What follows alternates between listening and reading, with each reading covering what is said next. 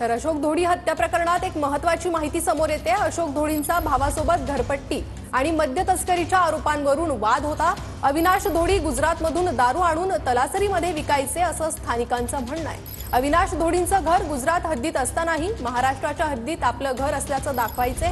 अविनाश धोडींनी वर्षभरापूर्वी अशोक धोडींवर जीवघेणा हल्ला केला होता अशी माहिती आता मिळते। वेवजी ग्रामपंचायतचे उपसरपंच आहेत। काय सांगणार तुम्ही, नेमका हा प्रकार काय आहे?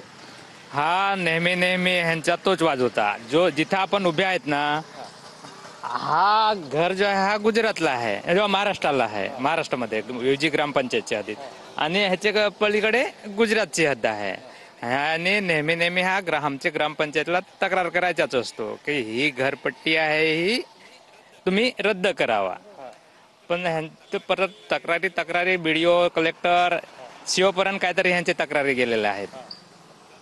परत आमच्याकडे लेटर पण आलेले होते पंचायत समितीवरून की हे घरपट्टी रद्द करावं असं म्हणून, पण काय यांना 2-3 वेळा आम्ही पण समज पाठवलं होतं, पण काय जबाब वगैरे ह्यांचा आलंच नव्हता।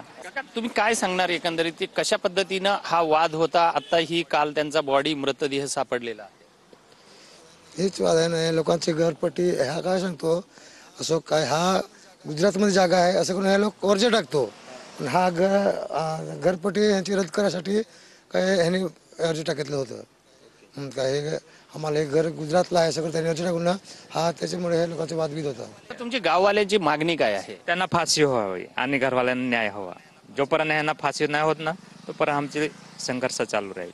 व्हिडिओ जर्नलिस्ट रवी साखरकर सह विजय गायकवाड, TV9 मराठी, तलासरी।